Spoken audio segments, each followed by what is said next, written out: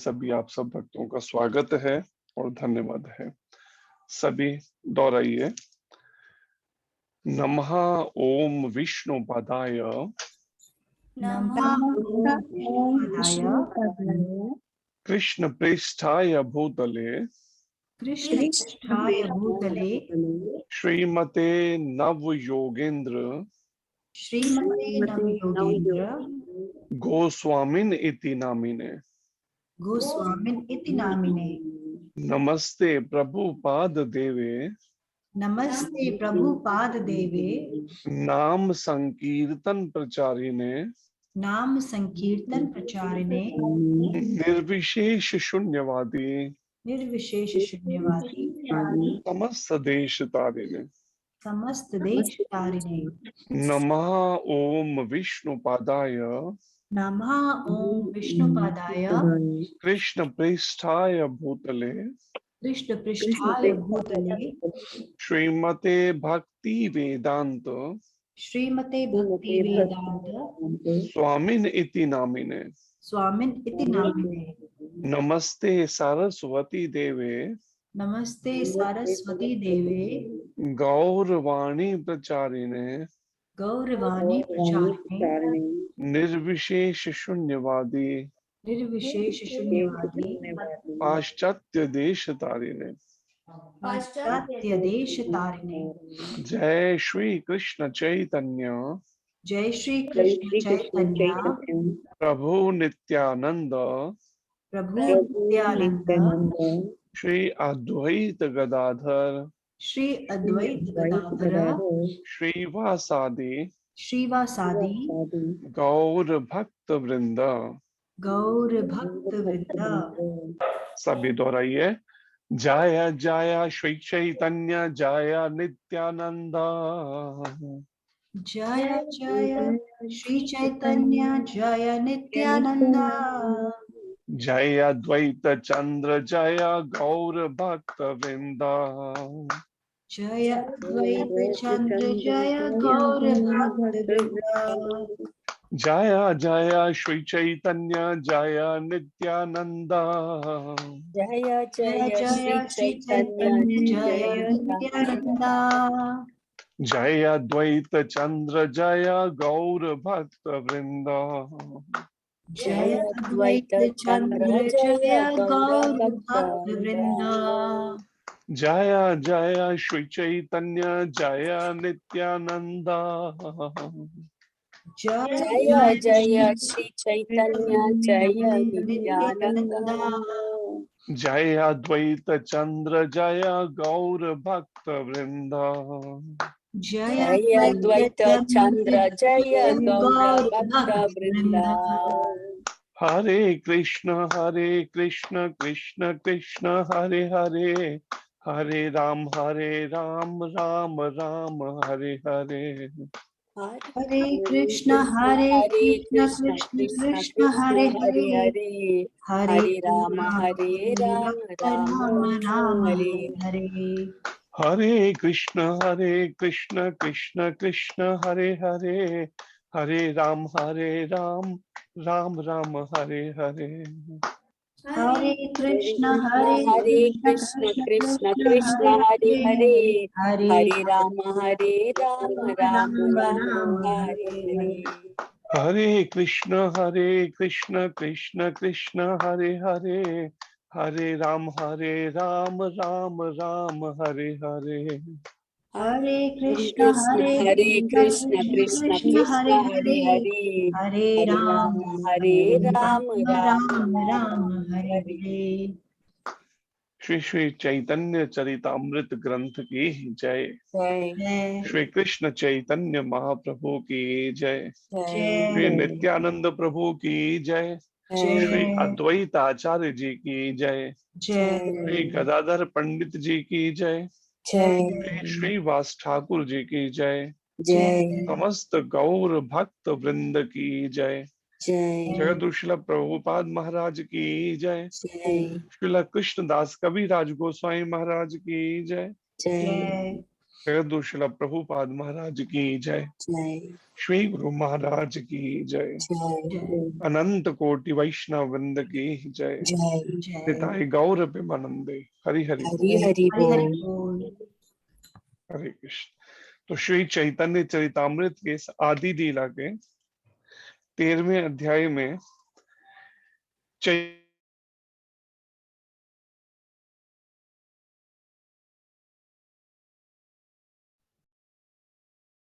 हरे कृष्णा प्रभु जी। Mic mute है।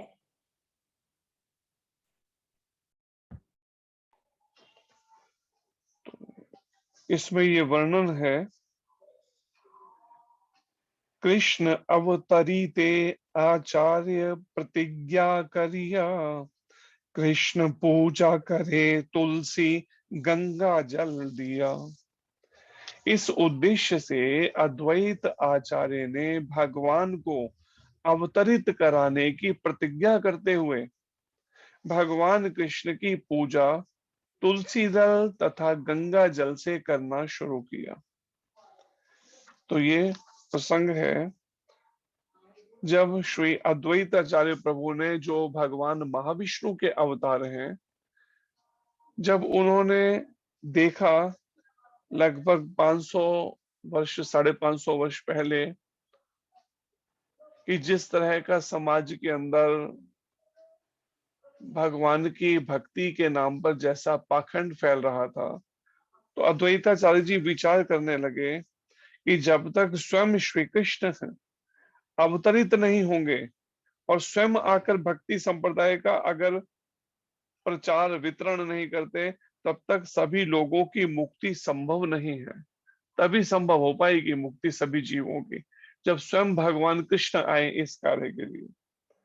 तो इस भाव को रखते हुए उन्होंने प्रतिदिन नियम से प्रातःकाल क्या किया, स्नान करके शालिग्राम शिला जो है उनके ऊपर तुलसी दल और गंगा जल अर्पण करते हुए भगवान को पुकारना, हुंकार भरना, हरि बोल हरि बोल भगवान को, कि प्रभु आप ही धरती पर स्वयं आए तो ही ये हो सकता है संभव इस समय भक्ति संप्रदाय का आगे प्रचार। प्रभुपाद जी कहते हैं, तुलसी दल तथा गंगा जल के साथ यदि संभव हो तो थोड़ा सा चंदन भी भगवान की पूजा करने के लिए पर्याप्त होता है। भगवत गीता के 9वें अध्याय के 26वें श्लोक में भगवान कहते हैं, पत्रम पुष्पम फलम तोयम यो मे भक्त्या प्रयच्छति तद अहम भक्ति उपहर्तम अस्नामि प्रेतात्मनः। अर्थात यदि कोई, भगवान श्री कृष्ण कहते हैं भगवत गीता में 9वें अध्याय के 26वें श्लोक में, कि यदि कोई मुझे प्रेम तथा भक्ति के साथ एक पत्ती, एक फूल, फल या जल अर्पित करता है तो मैं उसे स्वीकार करता हूं। इस सिद्धांत का पालन करते हुए अद्वैत प्रभु ने भगवान को तुलसी दल तथा गंगा जल से प्रसन्न किया। कृष्णेर आह्वान करे सघन हुंकार, हुंकारे आकृष्ट हैला ब्रजेंद्र कुमार। उन्होंने हुंकार करके भगवान कृष्ण को प्रकट होने के लिए आमंत्रित किया और उनकी इस बार बार हुंकार से कृष्ण अवतरित होने के लिए आकृष्ट हुए। तो ये है एक जो कारण कह सकते हैं, या अद्वैताचार्य जी निमित्त बने हैं। नवद्वीप में इस कलयुग में लगभग 550 वर्ष पहले, 535 साल लगभग पहले, भगवान कृष्ण को धरती पर अवतरित होने के लिए उनको आकृष्ट किया। अद्वैताचार्य जी की हुंकार ने, उनकी प्रार्थना हरि बोल करते हुए उच्च स्वर से, जो इस ब्रह्मांड का भेदन करते हुए वैकुंठ लोक गोलोक धाम तक जाके भगवान को, कि अद्वैताचार्य जी पुकारते थे, उनको प्रार्थना करते थे, आप आइए कृपा करके अवतरित होइए। उन्हें आमंत्रित किया इस तरह से अद्वैताचार्य जी ने भगवान श्री कृष्ण को। जगन्नाथ मिश्र पत्नी शचीर उदरे अष्ट कन्या क्रमे हाइल जन्मी जन्मी मरे। चैतन्य महाप्रभु के जन्म के पूर्व जगन्नाथ मिश्र की पत्नी शची माता के गर्भ से एक एक करके 8 पुत्रियां जन्म ले चुकी थीं, किंतु वे सभी जन्म लेने के तुरंत बाद मरती गईं। तो देखिए, भगवान जिस भी भक्तों पर अगर कृपा करते हैं तो पहले कैसी परीक्षा लेते हैं। देखिए, जब द्वापर के अंत में आए तो वसुदेव जी और देवकी माता की भी ऐसी ही परीक्षा। उनको पहले 6 बालकों की जो है जन्म लेना और ऐसा बहाना बनना कि कंस के द्वारा उनको हत्या कर दी जानी। फिर 7वां जो है उनको संकर्षण करके उनको रोहिणी माता के गर्भ में स्थापित, और फिर 8वें पे स्वयं भगवान आए। यशोदा मैया है, नंद बाबा है, तो एक पूरी उम्र निकल गई, युवावस्था, लेकिन कोई संतान नहीं है, उनको पहले तपा रहे हैं। अब यहाँ पर है, जब जगन्नाथ मिश्र जी और शची माता के यहाँ आए तो भी यहाँ पर ऐसी लीला देखिए। अर्थात एक तरह से कह सकते हैं कि बिना तपे या बिना तपस्या के प्राप्ति नहीं होती है। कोई कहे मुझे भगवत प्राप्ति भी करनी है लेकिन तपस्या कोई नहीं करनी पड़े, तो फिर संभव नहीं है भगवत प्राप्ति हो सके। प्रभुपाद जी ने भी पूरे विश्व भर में निमित्त बने श्री कृष्ण भावना को ले जाने के लिए, लेकिन पहले कैसी तपस्या करनी पड़ी देखिए।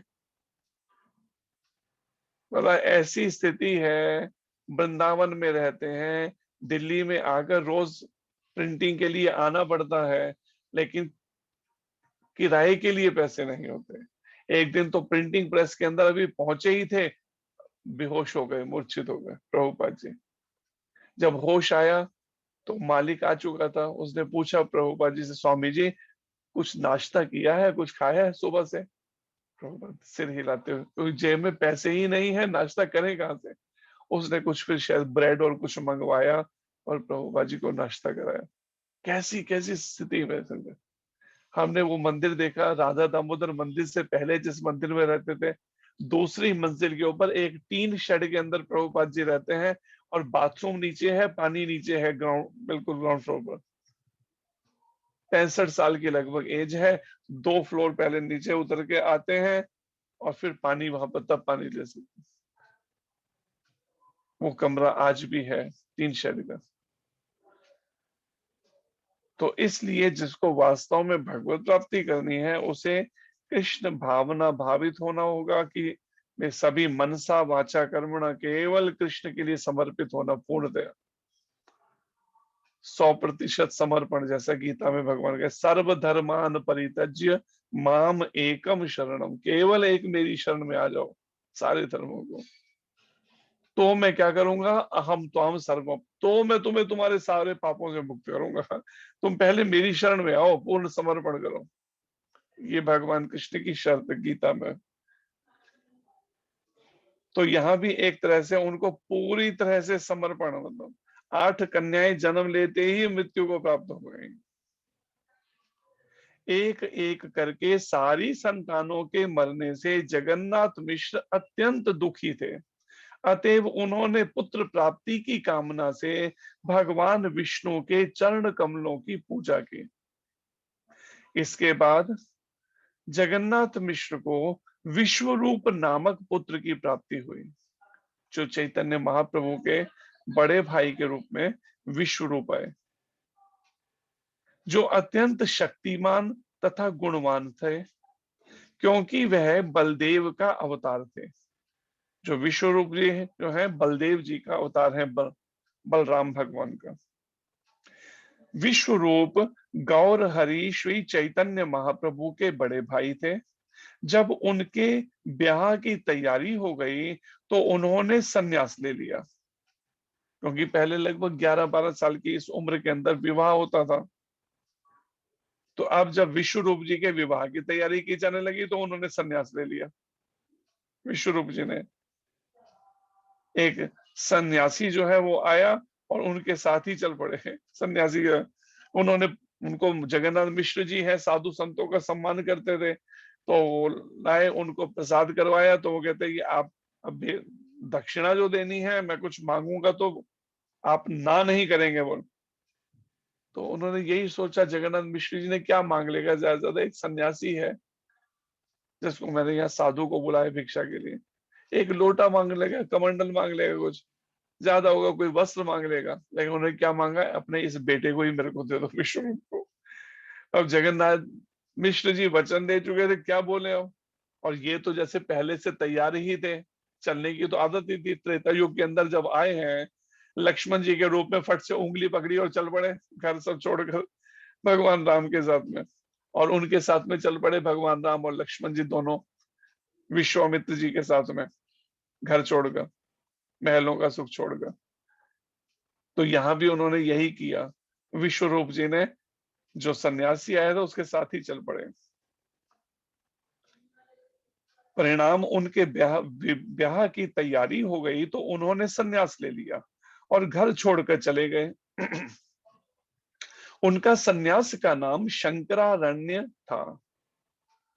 विश्व रूप जी का सन्यास का जो नाम मिला, शंकरारण्य। 1431 शकाब्द में शोलापुर जिले के पांडेरपुर में उनका तिरोधान हो गया। संकर्षण का अवतार होने के कारण वे इस भौतिक जगत की सृष्टि के कार्य तथा कारण दोनों ही हैं। इस सृष्टि के कार्य तथा कारण, जो सृष्टि है उसके कार्य भी हैं, अर्थात उत्पन्न भी उनसे हुई है, क्योंकि संकर्षण का ही आगे विस्तार है भगवान बलराम जी का, या संकर्षण का विस्तार है महाविष्णु भगवान, कारणोदकशाही विष्णु, जिनके शरीर के रोमकूपों से असंख्य ब्रह्मांड उत्पन्न हुए हैं। तो इसलिए प्रभुपाद जी ये बात कह रहे हैं, इस बात का वर्णन, कि बहुत भौतिक जगत की सृष्टि का कार्य भी उनसे और कारण भी यही है। इन्हीं संकर्षण के अवतार जो हैं, उन्हीं से ही आगे सृष्टि हुई है, महाविष्णु भगवान से। वे श्री चैतन्य महाप्रभु से अभिन्न है, कि चैतन्य महाप्रभु या भगवान कृष्ण जो है उन्हीं का ही विस्तार है। संकर्षण भगवान या बलराम भगवान या महाविष्णु भगवान, इसलिए वो चैतन्य महाप्रभु से अभिन्न है। जिस तरह अंश तथा अंशी एक दूसरे से भिन्न नहीं होते, वे संकर्षण के अवतार के रूप में चतुर्व्यूह में से एक हैं। जो भगवान कृष्ण से सबसे पहला जो अवतार विस्तार होता है, उनसे जो विलास विग्रह हैं, वो है भगवान बलराम जी। उन भगवान बलराम जी से आगे होते हैं चतुर्व्यूह, 4 अवतार, जिनमें आते हैं भगवान वासुदेव, भगवान संकर्षण, भगवान प्रद्युम्न और भगवान अनिरुद्ध। इन्हें चतुर्व्यूह कहा जाता है। इसमें जो दूसरे वाले संकर्षण है जो नंबर पे वासुदेव जी के, तो यही जो संकर्षण है चतुर्व्यूह में से एक है, जो आगे विस्तार के रूप में महाविष्णु और फिर महाविष्णु से आगे सृष्टियां हुई हैं। गौर चंद्रोदय में कहा गया है कि विश्व रूप अपनी मृत्यु के बाद श्री नित्यानंद प्रभु के भीतर समा गए। ऐसा इस ग्रंथ में वर्णन है, गौर चंद्रोदय ग्रंथ में, कि विश्व रूप जी उन्होंने लीला कैसे तिरोधान की।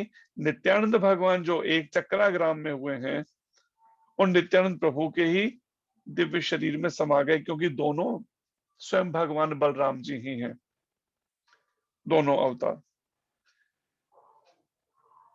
बलदेव प्रकाश पर व्योमे संकर्षण, ते विश्वेर उपादान निमित्त कारण।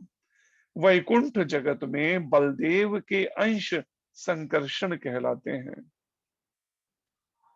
अगर आध्यात्मिक जगत में देखा जाए तो श्रील कृष्णदास कविराज गोस्वामी जी कहते हैं कि वैकुंठ जगत में बलदेव जी का अंश है संकर्षण भगवान, जो इस जगत का उपादान तथा कारण है संकर्षण भगवान, कि उन्हीं के ही फन पर यह संपूर्ण ब्रह्मांड टिका है और उन्हीं का ही विस्तार आगे महाविष्णु जी से सृष्टि हुई है। ऐसी भौतिक ब्रह्मांड असंख्य। ताहा बई विश्वे किछु नाही देखी आर, अतएव विश्व रूप नाम ये ताहार। विराट जगत का रूप महासंकर्षण का विश्व रूप अवतार कहलाता है। इस तरह इस विराट जगत में उनके अतिरिक्त कुछ भी देखने को नहीं मिलता। जिस प्रकार वस्त्र में धागा लंबाई तथा चौड़ाई में फैला रहता है, उसी तरह इस जगत के भीतर भी प्रत्येक वस्तु प्रत्यक्ष तथा अप्रत्यक्ष रूप से भगवान में विद्यमान है। यह उनके लिए आश्चर्यजनक नहीं है। प्रभुपाद जी तात्पर्य में वर्णन कर रहे हैं कि यह श्रीमद् भागवत का 10वें स्कंद के 15वें अध्याय के 35वें श्लोक में इस बात का वर्णन है कि जिस तरह से वस्त्र में धागा जो है वही लंबाई चौड़ाई में फैला रहता है, धागे से ही वो वस्त्र बनता है, उसी तरह से ये जगत के भीतर भी कि प्रत्येक वस्तु जो है प्रत्यक्ष रूप में भी और अप्रत्यक्ष रूप में भी जो ये 24 तत्व हैं, महत तत्व कहलाते हैं, उनसे ही ये जगत सारा निर्मित हुआ है और भगवान में ही, उन्हीं में ही विद्यमान भी है, भगवान के उस विराट रूप के अंदर। जो भगवान ने दिखाया भी, मिट्टी खाने के बहाने भी दिखाया यशोदा मैया को, और विराट रूप लेके अर्जुन को जब दिखाया तो तब भी यही दिखाया कि संपूर्ण ब्रह्मांड, सब देवी देवता, सब कुछ मेरे ही शरीर के अंदर है, दिव्य शरीर में। यह उनके लिए आश्चर्यजनक नहीं है, भगवान के लिए। चूंकि महासंकर्षण जगत के उपादान तथा निमित्त कारण हैं, अतएव वे जगत की हर वस्तु में विद्यमान हैं। जब मुख्य रूप से महासंकर्षण भगवान जो है वो कारण है, जैसे मैंने पहले भी बताया कि महाविष्णु भगवान के रूप में, उन्हीं से ही संपूर्ण जगत जो सृष्टियां हैं, ब्रह्मांड उत्पन्न हुए, और फिर उन्हीं में से ही गर्भोदकशाही विष्णु के रूप में भगवान ने सभी ब्रह्मांडों में प्रवेश किया, और उन्हीं के शरीर से जो पसीना है उसी में ही गर्भ सागर जिसे कहा जाता है, उसी में ही ये ब्रह्मांड फिर तैर रहे हैं। तो एक तरह से वे जगत की हर वस्तु में विद्यमान हैं, भगवान गर्भोदकशाही विष्णु के रूप में, जो उनका फिर दूसरा विस्तार है। अतएव चैतन्य महाप्रभु उन्हें अपना बड़ा भाई कहते थे। विश्व रूप जी को या नित्यानंद प्रभु को अपना बड़ा भाई कहते थे चैतन्य महाप्रभु, नित्यानंद भगवान को। वैकुंठ जगत में दोनों भाई कृष्ण तथा बलराम कहलाते हैं। और केवल यही नहीं, उन्होंने इस रूप में लीला की जो आध्यात्मिक जगत, क्योंकि भगवान के दिव्य शरीर जो है उनकी कभी मृत्यु नहीं होती, नष्ट नहीं होते। असल में अनुवादक, क्योंकि प्रभुपाद जी तो अंग्रेजी में लिखा है, तो अनुवाद करने वाले ने यहाँ पे एक जगह पे कहीं मृत्यु शब्द लिख दिया, लेकिन उनकी मृत्यु नहीं होती है।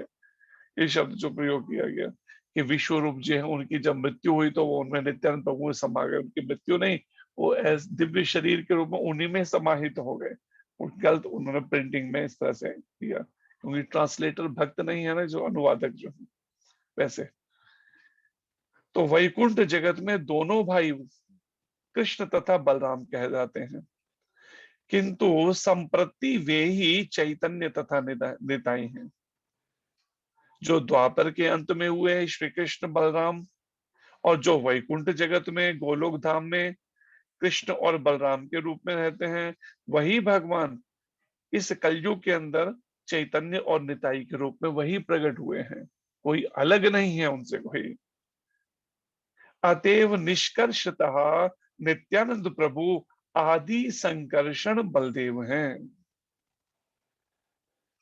पति पत्नी जगन्नाथ मिश्र तथा शची माता जी के लिए वर्णन है कि पति पत्नी विश्व रूप को पुत्र रूप में पाकर मन ही मन प्रसन्न थे। 8 कन्याओं के देहांत के बाद अब 9वें में विश्व रूप जी आए। जब उन्होंने भगवान विष्णु से प्रार्थना की तो तब प्रकट हुए। विश्व रूप जी के रूप में बलदेव भगवान। तो दोनों बड़े प्रसन्न हैं जगत मिश्री जी और शची माता मन ही मन। इसी प्रसन्नता के कारण वे गोविंद के चरण कमलों की सेवा करने लगे। भगवान गोविंद का जो अर्चा विग्रह है उनकी बड़े लगन से दोनों पति पत्नी सेवा करने लगे। प्रभुपाद जी कहते हैं, कहावत है, दुख में सुमिरन सब करें, सुख में करे ना कोई। प्रभुपाद जी भी देखिए कोट कर रहे हैं इस पंक्ति को, ये दोहे को महाराज भी सुनाया करते हैं कि दुख में तो सभी सुमिरन, लेकिन सुख में व्यक्ति भूल जाता है भगवान को। जो सुख में सुमिरन करे तो दुख काहे को होए। अगर सुख में भी कोई भगवान का स्मरण करे, भगवान का भजन करे, भक्ति करे, तो दुख आएगा ही नहीं जीवन में। भगवत गीता में भी इसी की पुष्टि हुई है। क्या कहा गया गीता में? चतुर्विधा भजन्ते माम जना सुकृतिनो अर्जुन, आर्तो जिज्ञासुर अर्थार्थी ज्ञानी च भरतृषभ। अर्थात भूतकाल में पुण्य कर्म किए रहने वाले 4 प्रकार के लोग, आर्त, अर्थार्थी, ज्ञानी तथा जिज्ञासु, भक्ति की ओर उन्मुख होते हैं। ये 4 तरह के जीवात्माएं, 4 तरह के जीव। एक आर्त, जो सब तरह से उसको दुख मिला तो परिणाम में वो उसने जो चलो अब भगवान के ही चरणों में चला जाए, प्रार्थना की जाए।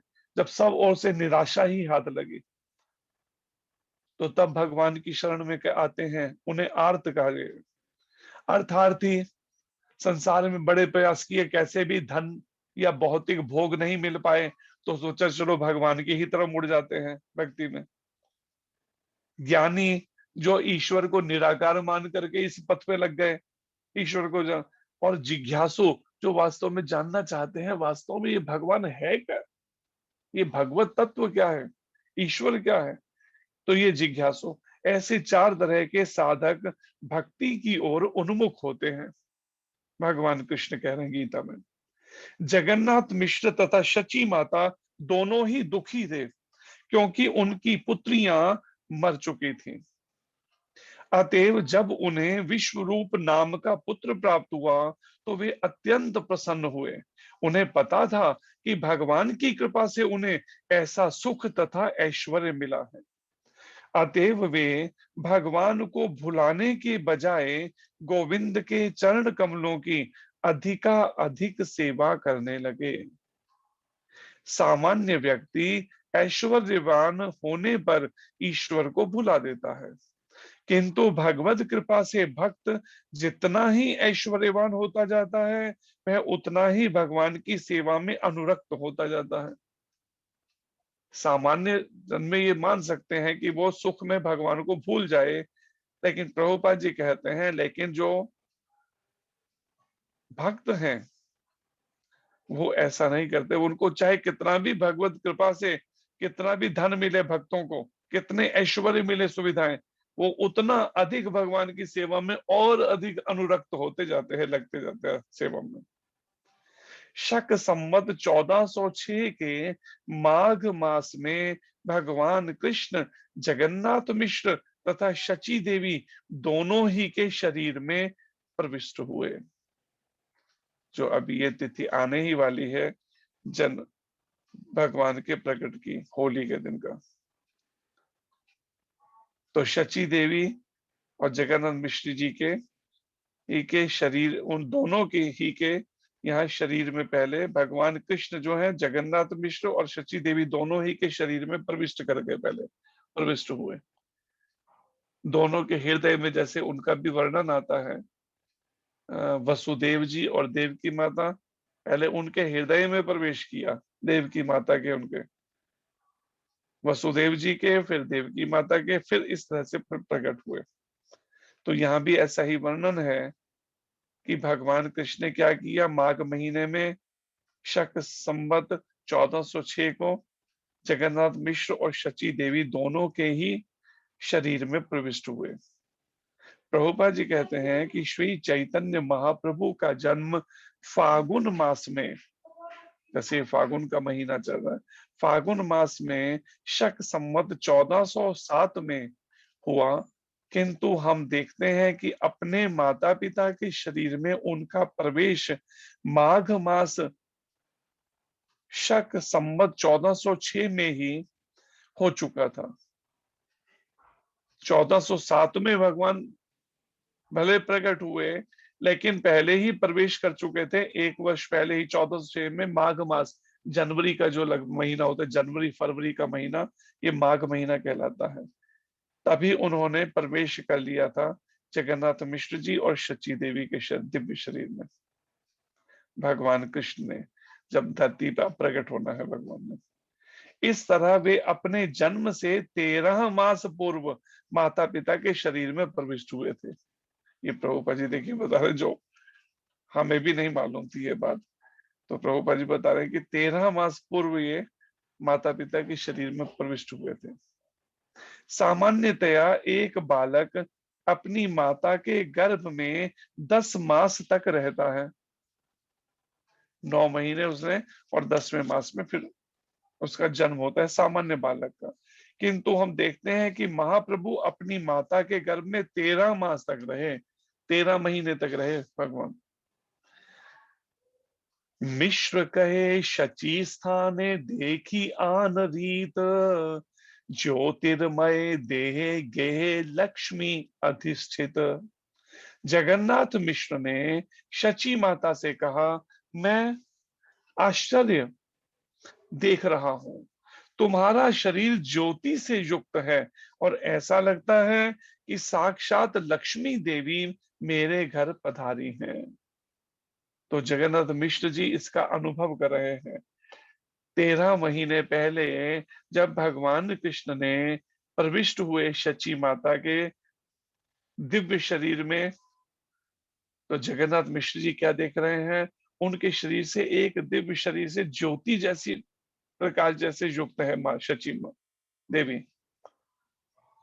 तो जगन्नाथ मिश्र जी कहते हैं शची देवी को, तुम्हारा शरीर ऐसे लग रहा है जैसे कोई ज्योति प्रकाश जैसा निकल रहा हो।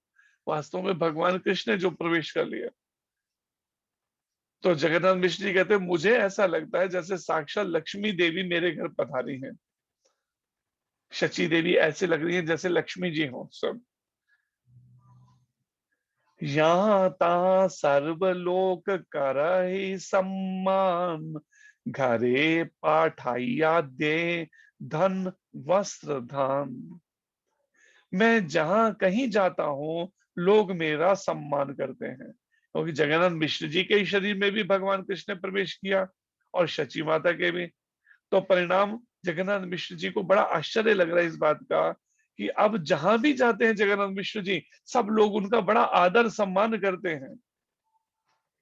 वे मेरे कहे बिना ही स्वेच्छा से मुझे धन वस्त्र और दान देते हैं, क्योंकि भगवान तो सबके हृदय में है ना। तो भगवान प्रेरणा कर करके सभी को प्रेरित करते हैं।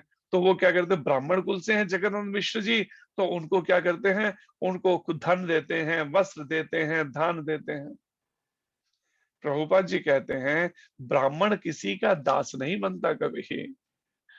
ब्राह्मण तो केवल भगवान कृष्ण का ही दास बनता और किसी का दास नहीं बनता। आज क्या है, ब्राह्मण भी चाटुकार बने हुए हैं, दूसरों के अपने स्वार्थ सिद्धि में लगे हैं, बस दूसरों के यस मैन बनेंगे, जी हजूरी कर। क्यों?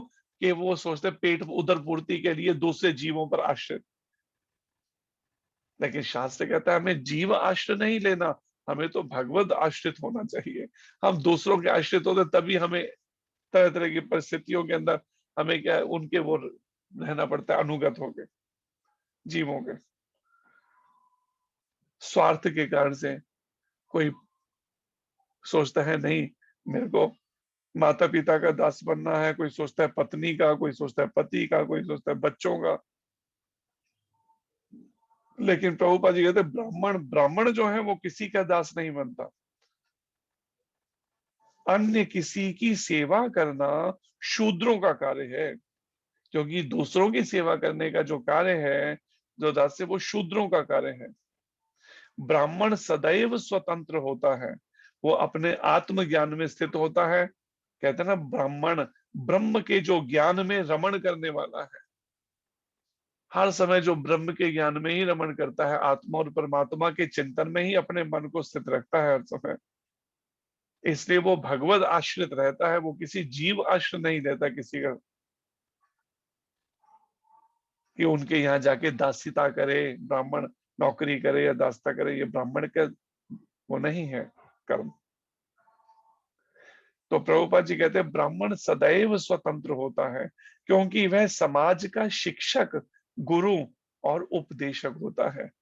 ब्राह्मण जो है वो सारे समाज को शिक्षा देना, समाज का गुरु और उपदेशक होता है वो। लेकिन आज क्या स्थिति बन गई कि आज वो शिक्षक, गुरु या उपदेशक की जगह खुद ही बेचारा देहात्म बुद्धि में ऐसा फंस गया, और केवल मैं और मेरे में उस संसारिक मोह में ब्राह्मण भी फंसने लगे। नौकरियां कर रहे हैं, दास्ता कर रहे हैं, वैश्य का कर्म कर रहे हैं, शूद्र का कर रहे हैं, क्षत्रिय का, लेकिन ब्राह्मण के कर्म से इसीलिए समाज में ये भटकाव आ रहा है। सही मार्गदर्शन देने वाला कोई नहीं शास्त्रों के। एक प्रभुपाद जी ने अकेले प्रयास किया अपने गुरुदेव की कृपा लेके, तो देखिए कैसे सिद्ध, क्यों उन्होंने वास्तव में आचरण करके फिर प्रचार किया, एक योग्य शिक्षक, गुरु और उपदेशक के रूप में।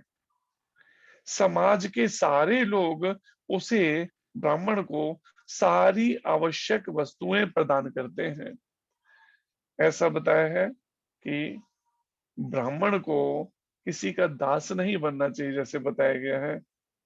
इसी तरह से चार जो ये आश्रम के, ब्रह्मचर्य आश्रम, गृहस्थ आश्रम, वानप्रस्थ आश्रम और संन्यास आश्रम, इसमें केवल गृहस्थ आश्रम को ही कहा गया संचय कुछ करने का, या गृहस्थ जीवन में वो जाता है अगर, तो उसको अगर छूट दी गई कुछ इंद्रियों का तर्पण करने की, एक शास्त्र के उसमें रहते हुए शिक्षाओं में विषय विकार भोगने की, तो परिणाम में उसके प्रायश्चित के लिए उसे क्या कहा गया, बाकी तीन आश्रम जो है वो गृहस्थ पर आश्रित है।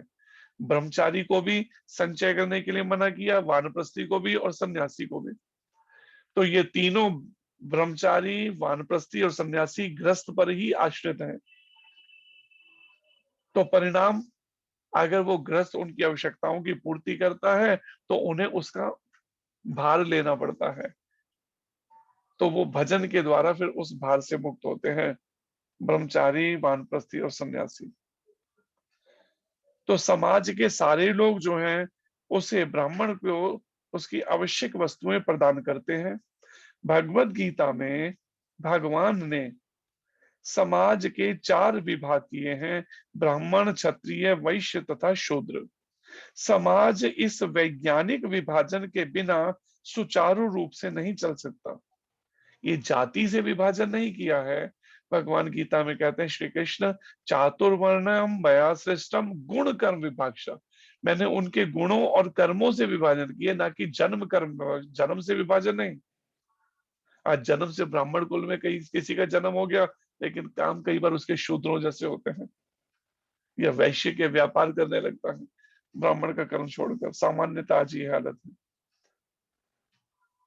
तो समाज इस वैज्ञानिक विभाजन, जिसमें जैसी गुण है, योग्यताएं, उसके आधार पर यह विभाजन है। जो समाज में शिक्षा प्रदान कर रहे हैं, उपदेशक हैं, वो ब्राह्मण में आते हैं। जो शासन देख रहे हैं शास्त्र के आधार पर, वो क्षत्रिय में आते हैं। जो गौपालन और खेती बाड़ी ये सब करते हैं व्यापार, वैश्य में। और जो तीनों ब्राह्मण, क्षत्रिय, वैश्य की सेवा करते हैं, वो शूद्र में। इस तरह का समाज का वैज्ञानिक विभाजन पूरे विश्व भर में मिलेगा इस तरह का देखने में। उसके बिना सुचारू रूप से चल ही नहीं सकता समाज, प्रभुपाद जी कहते हैं। ब्राह्मण को चाहिए कि समाज के सारे लोगों को अच्छी सलाह दे, अच्छी अर्थात शास्त्रों के आधार पर, वैदिक ग्रंथों के आधार पर, गीता भागवत के आधार पर, अपनी मनगढ़ंत सलाह नहीं दे। क्षत्रिय को प्रशासन देखने का, कानून तथा समाज व्यवस्था देखनी चाहिए क्षत्रिय को। प्रशासन, कानून तथा समाज व्यवस्था देखनी चाहिए क्षत्रिय को। वैश्यों को अन्न उत्पन्न करना और समाज की आवश्यक वस्तुओं का व्यापार करना चाहिए, जबकि शूद्रों को समाज के उच्च वर्गों जैसे ब्राह्मण, क्षत्रिय तथा वैश्य की सेवा करनी चाहिए। शूद्रों को, तीनों की। जगन्नाथ मिश्र ब्राह्मण थे, अतएव लोग उन्हें सारी आवश्यक वस्तुएं, धन, वस्त्र, अन्न आदि भेजा करते थे। ऐसा पहले समाज का तरीका था। समाज किसी अपने आप से ही वो सब भेजा करते थे। जगन्नाथ मिश्र जो ब्राह्मण कुल, धन, वस्त्र, अन्न आदि सब। जब चैतन्य महाप्रभु शची माता के गर्भ में थे, तो जगन्नाथ मिश्र को ये वस्तुएं बिना मांगे ही मिल जाती थी। कभी भिक्षा करनी पड़ती है, जैसे कहते हैं ना कि कई बार क्या होता है, जो सन्यासी है या फिर ब्राह्मण है, कुछ ऐसा नियम रखते हैं, हम एक घर में मांगेंगे दिन में केवल एक, कुछ 3 घर में, कुछ 5 घर या कुछ 7 घर में मांगते हैं। ये नहीं कि कितने भी घरों में मांगे, 10, 20, 50, 100, ऐसा नहीं है नियम। उन्हें नियम बांधा होता है 1, 3, 5 या 7 घरों में, उससे ज्यादा नहीं। कोई एक घर में से ही करता है, एक दिन में मिल गया तो ठीक, नहीं तो उस दिन व्रत करेंगे। कोई 3 घर में मांगते, कोई 5 घर। तो यहाँ पर वर्णन है कि जब भगवान प्रकट होने वाले हैं चैतन्य महाप्रभु, तो भगवान प्रेरणा करके खुद से ही समाज में लोगों को, जगन्नाथ मिश्र जी को अपने आप ही दे रहे हैं, बिना मांगे ही, धन, वस्त्र, अन्न आदि। उनके परिवार में भगवान की उपस्थिति के कारण प्रत्येक व्यक्ति ब्राह्मण के रूप में उनका आदर करता था, जगन्नाथ मिश्र जी का। दूसरे शब्दों में, यदि ब्राह्मण या वैश्य भगवान का दास बना रहे और भगवान की इच्छाएं पूरी करता चले, तो उसके भरण पोषण या उसके परिवार की आवश्यकताओं में किसी प्रकार के टोटे की आशंका नहीं रहती।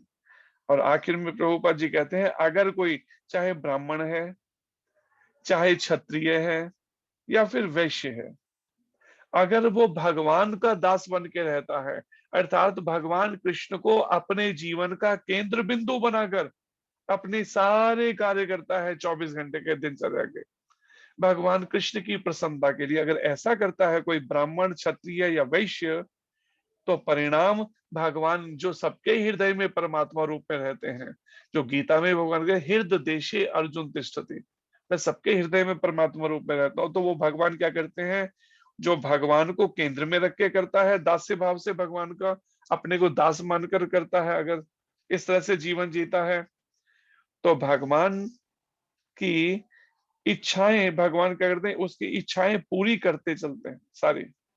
तो उसके भरण पोषण, उसके परिवार की आवश्यकताओं में किसी प्रकार की कोई फिर आशंका नहीं रहती है।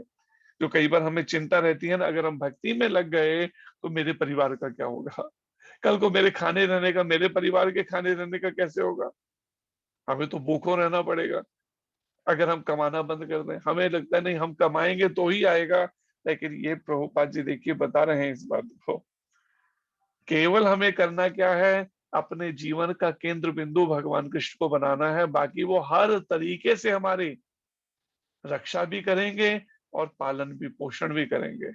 जिसको हम बोलते भी है ना प्रार्थना में, कृष्ण केशव कृष्ण केशव कृष्ण केशव रक्ष माम, कृष्ण केशव कृष्ण केशव कृष्ण केशव पाहि माम।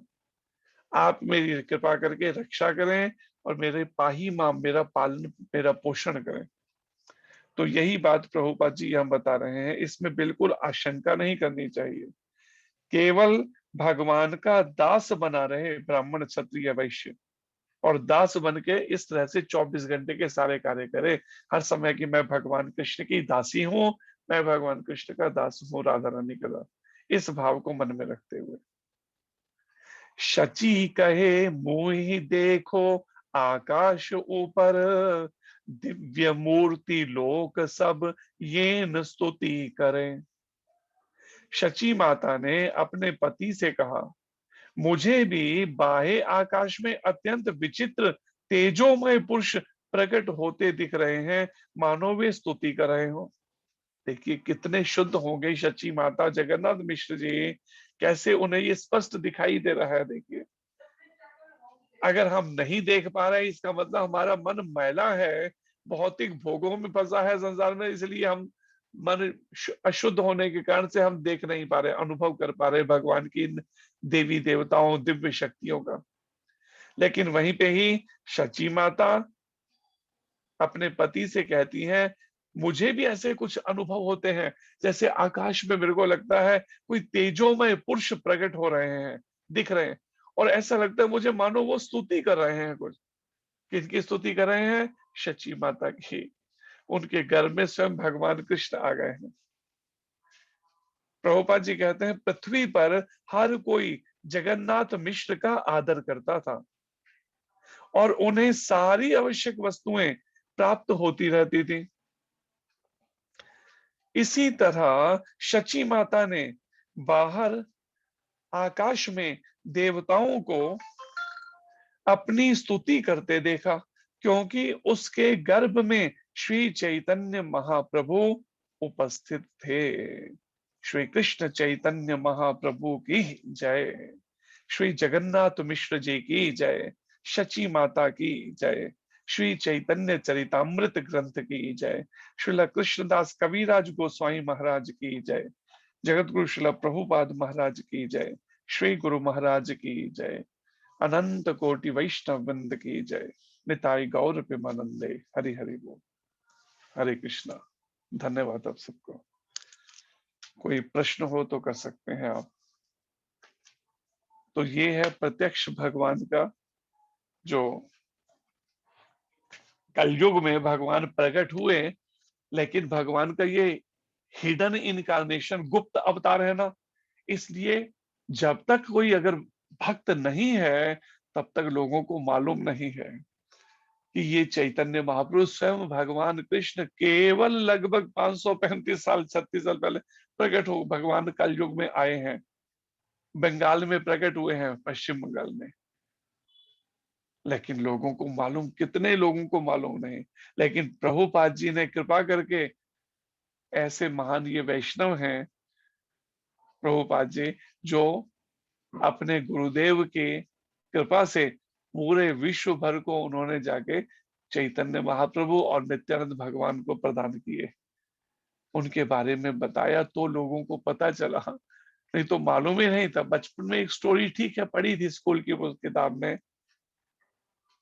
एक संत के रूप में चैतन्य महाप्रभु, लेकिन इतने विस्तार से तो प्रभुपाद जी की ही कृपा, परंपरा की कृपा से ही पता चल पा रहा है कि स्वयं भगवान केवल 500 वर्ष पहले भगवान कृष्ण प्रकट हुए हैं भक्त के रूप में। लेकिन कैसा दुर्भाग्य है कि हम उनकी कृपा नहीं ले पा रहे। अभी भी मन संसार के विषय भोगों में ऐसा आसक्त है, मैं मेरा तू तेरे में ऐसा लगा है कि मन इसी में बस खोए होने से मनुष्य जीवन का ये अवसर खोता चला जा रहा है। तो अगर अब भी हमने चैतन्य महाप्रभु और नित्यानंद भगवान, जो सबसे दयालु अवतार हैं, इन्हें हमारे एक आचार्य भी कहते हैं, श्रीला लोचन दास ठाकुर जी, परम करुणा पाहो दुई जना निताई गौर चंद्र। परम करुणा, अत्यंत दयालु। जितने भी अवतार हुए कभी भी पूर्व में, सतयुग, त्रेता, द्वापर, कलयुग, किसी भी युगों में, लेकिन ऐसा दयालु अवतार नहीं हुआ कोई दूसरा। लोचन दास ठाकुर जी कहते हैं परम करुणामय है ये अवतार। कौन? दुई जन, केवल दो ही भगवान है सबसे अत्यंत दयालु, जिनसे बढ़ के कोई और दयालु नहीं हुआ होता। और वो कौन है? निताई गौर चंद्रा, नित्यानंद प्रभु, जो स्वयं भगवान बलराम जी महासंकर्षण के अवतार स्वरूप है, और भगवान कृष्ण का ये अवतार चैतन्य महाप्रभु। सब अवतार सार शिरोमणि केवल आनंद कंदा। सारे अवतारों का सार है ये, और आनंद कंद, आनंद प्रदान करने वाले हैं।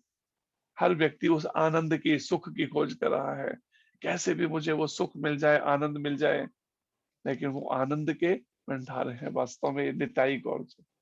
और इनकी कृपा हम परंपरा के माध्यम से ले सकते हैं। 4 प्रमाणित संप्रदायों का वर्णन है पद्म पुराण में। 5000 साल लगभग पहले भगवान वेदव्यास जी ने वर्णन किया, जो भगवान से शुरू होकर आज तक चल रही हैं। चारों संप्रदाय दिव्य हैं, प्रमाणित हैं। ब्रह्म संप्रदाय भी, कुमार संप्रदाय भी, श्री संप्रदाय भी और रुद्र संप्रदाय भी। लेकिन इन चारों में भी ये ब्रह्म संप्रदाय की विशेषता क्या है कि जब कलयुग में भगवान कृष्ण प्रकट हुए तो उन्होंने इस ब्रह्म संप्रदाय में को चुना, जिसके माध्यम से उन्होंने ये कृष्ण भक्ति का प्रचार किया, राधा रानी के उस राधा भाव में रहते हुए कृष्ण प्रेम का प्रचार प्रसार किया, कलयुग के पतित जीवों के लिए खजाना लौटा दिया कृष्ण प्रेम का। तो सभी इस कृपा को ले सकते हैं। श्री ब्रह्म संप्रदाय के इन माध्यम से, परंपरा, गुरु परंपरा के माध्यम से जगन्नाथ मिश्र जी और सच्ची माता के चरणों में प्रार्थना करनी चाहिए कि कृपा करें, जिससे हम भी चैतन्य महाप्रभु के, जो विश्वम्भर के नाम से सारे विश्व का जो भरण पोषण करने वाले हैं, चैतन्य महाप्रभु का एक नाम विश्वम्भर भी है। और विश्व रूप जी जो स्वयं महासंकर्षण के बलराम भगवान है, कि कृपा करें हमारे भी इस, किसे कह सकते हैं, ऐसी जड़वत हृदय को शुद्ध करें, इसमें भी वो भाव हृदय में जाग सके, कृष्ण प्रेम उदित हो सके, ऐसी प्रार्थना करनी चाहिए। हरे कृष्ण। धन्यवाद।